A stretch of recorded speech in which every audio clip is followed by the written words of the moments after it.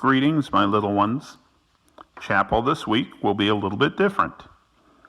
I've invited two special guests, Pastor Mark and Pastor Steve, to join me in several readings from the Holy Week. At the end of the chapel service, I ask that you simply whisper the Lord's Prayer instead of speaking it. This is to emphasize the relationship between you and Jesus Christ. A reading from Matthew chapter 21, starting with the first verse. Now when they drew near to Jerusalem and came to Bethpage, to the Mount of Olives, Jesus sent 2 disciples, saying to them, "Go into the village in front of you, and immediately you will find a donkey tied and a colt with her. Untie them and bring them to me. If anyone says anything to you, you shall say, 'The Lord needs them,' and he will send them at once."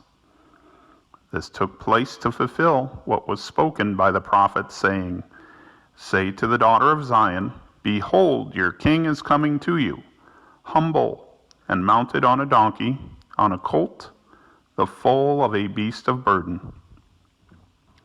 The disciples went and did as Jesus had directed them. They brought the donkey and the colt and put on them their cloaks, and he sat on them. Most of the crowd spread their cloaks on the road, and others cut branches from the trees and spread them on the road. And the crowd went before him, and those that followed him were shouting, "Hosanna to the Son of David! Blessed is he who comes in the name of the Lord! Hosanna in the highest!"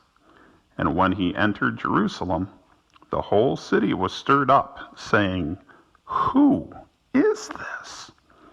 And the crowd said, "This is the prophet Jesus of Nazareth of Galilee." This ends the first reading. Verse 17. Now on the first day of unleavened bread, the disciples came to Jesus, saying, "Where will you have us prepare for you to eat the Passover?" He said, "Go into the city to a certain man and say to him, 'The teacher says, my time is at hand. I will keep the Passover at your house with my disciples.'" And the disciples did as Jesus had directed them, and they prepared the Passover. When it was evening, he reclined at the table with the 12, and as they were eating, he said, "Truly I say to you, one of you will betray me."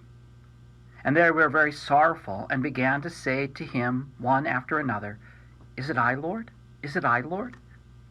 He answered, "He who has dipped his hand in the dish with me will betray me. The Son of Man goes as it is written of him. But woe to that man by whom the Son of Man is betrayed. It would have been better for that man if he had not been born." Judas, who would betray him, answered, "Is it I, Rabbi?" Jesus said to him, "You have said so."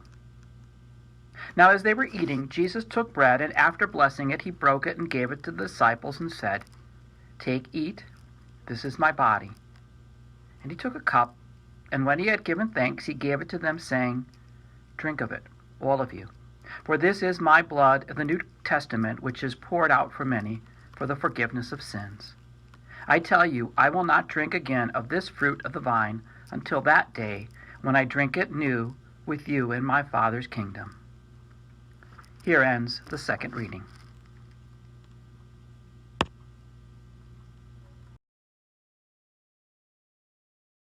Matthew 26, beginning at verse 36. Then Jesus went with them to a place called Gethsemane, and he said to his disciples, "Sit here, while I go over there and pray." And taking with him Peter and the 2 sons of Zebedee, he began to be sorrowful and troubled. Then he said to them, "My soul is very sorrowful, even to death. Remain here and watch with me." And going a little farther, he fell on his face and prayed, saying, "My Father, if it be possible, let this cup pass from me. Nevertheless, not as I will, but as you will." And he came to the disciples and found them sleeping. And he said to Peter, So, could you not watch with me 1 hour? Watch and pray that you may not enter into temptation. The spirit indeed is willing, but the flesh is weak. Again, for the second time, he went away and prayed, My Father, if this cannot pass unless I drink it, your will be done. And again he came and found them sleeping, for their eyes were heavy. So leaving them again, he went away and prayed for the third time, saying the same words again. Then he came to the disciples and said to them, Sleep and take your rest later on. See, the hour is at hand, and the Son of Man is betrayed into the hands of sinners. Rise, let us be going. See, my betrayer is at hand. Here ends our third reading. Matthew 26, starting at verse 47. While he was still speaking, Judas came, one of the 12, and with him a great crowd with swords and clubs from the chief priests and the elders of the people. Now the betrayer had given them a sign, saying, The one I will kiss is the man. Seize him. And when he came up to Jesus at once and said, Greetings, Rabbi, and he kissed him. Jesus said to him, Friend, do what you came to do. Then they came up and laid hands on Jesus and seized him. And behold, one of them who were with Jesus stretched out his hand and drew his sword and struck the servant of the high priest and cut off his ear.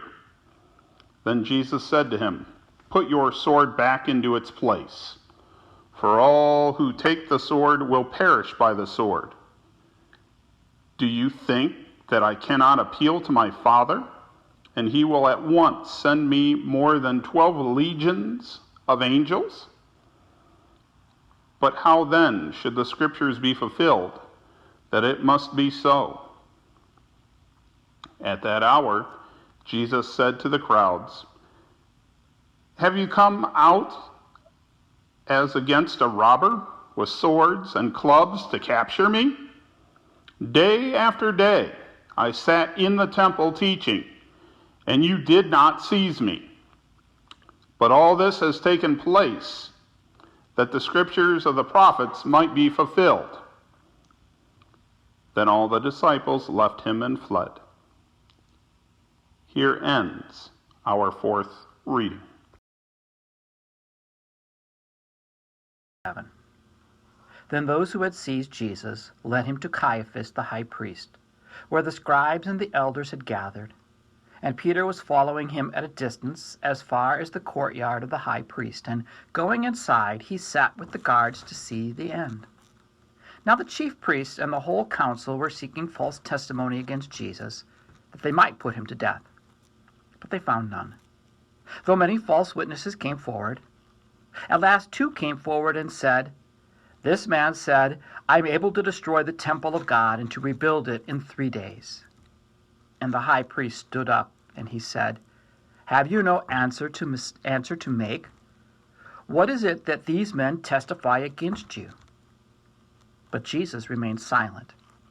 And the high priest said to him, I adjure you by the living God, tell us if you are the Christ, the Son of God. Jesus said to him, You have said so. But I tell you, from now on you will see the Son of Man seated at the right hand of power and coming on the clouds of heaven. Then the high priest tore his robes and said, He has uttered blasphemy. What further witnesses do we need? You have now heard his blasphemy. What is your judgment? And they answered, He deserves death. They spit in his face and they struck him. And some slapped him and said, Prophesy to us, you Christ. Who is it that struck you? Here ends our 5th reading.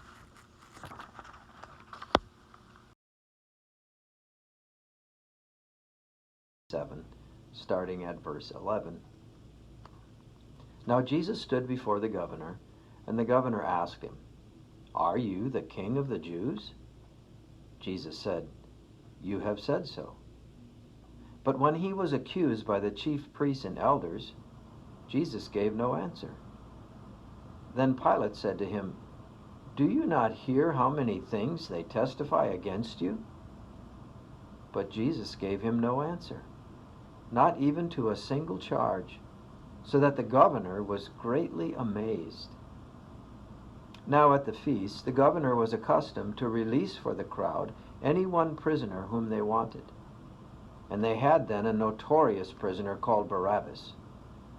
So when they had gathered, Pilate said to them, "Whom do you want me to release for you, Barabbas, or Jesus, who is called Christ?" For he knew that it was out of envy that they had delivered Jesus up to him. Besides, while he was sitting on the judgment seat, his wife sent word to him, "Have nothing to do with that righteous man, for I have suffered much because of him today in a dream." Now the chief priests and the elders persuaded the crowd to ask for Barabbas and destroy Jesus. The governor again said to them, "Which of the two do you want me to release for you?" And they said, "Barabbas." Pilate said to them, "Then what shall I do with Jesus, who is called Christ?" They all said, "Let him be crucified." And he said, "Why? What evil has he done?" But they shouted all the more, "Let him be crucified." So when Pilate saw that he was gaining nothing, but rather that a riot was beginning, he took water and washed his hands before the crowd, saying, "I am innocent of this man's blood. See to it yourselves." And all the people answered, "His blood be on us and on our children." Then Pilate released for them Barabbas, and having Jesus scourged, delivered him to be crucified.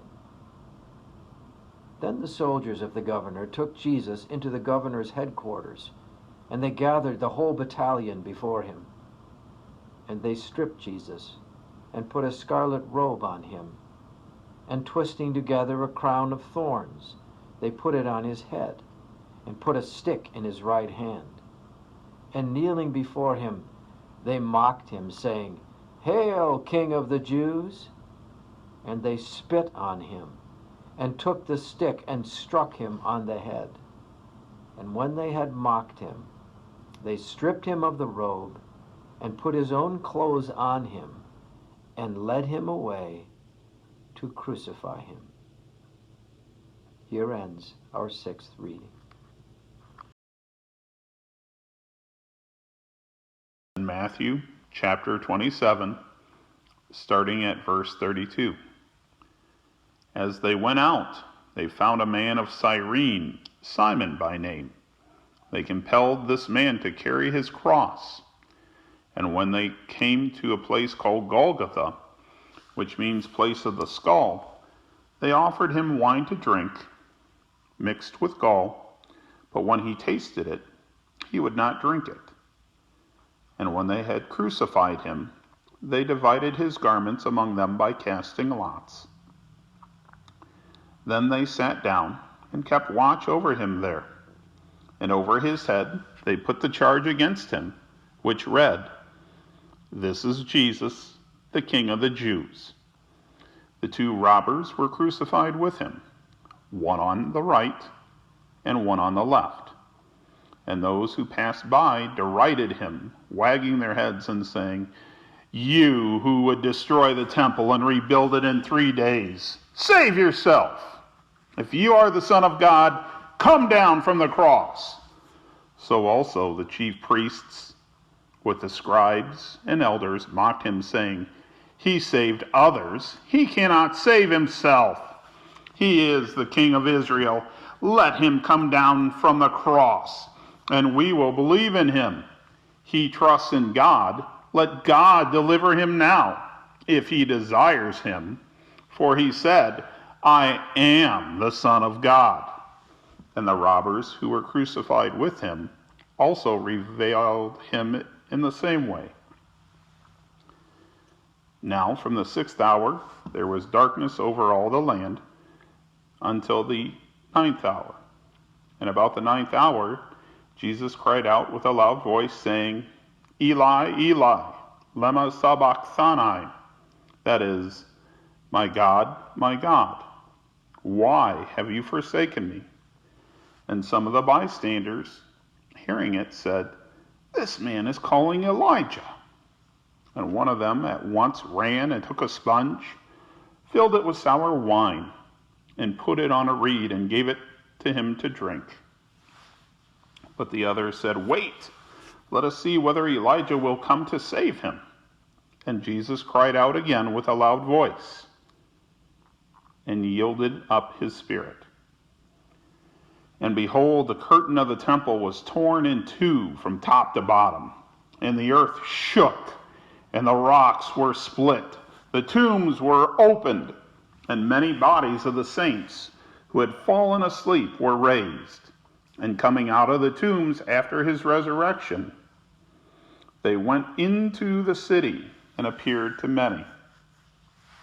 When the centurion and those who were with him, keeping watch over Jesus, saw the earthquake and what took place, they were filled with awe and said, Truly, this was the Son of God. There were also many women there, looking on from a distance, who had followed Jesus from Galilee, ministering to him. Among those were Mary Magdalene, and Mary the mother of James and Joseph, and the mother of the sons of Zebedee. Here ends our last reading.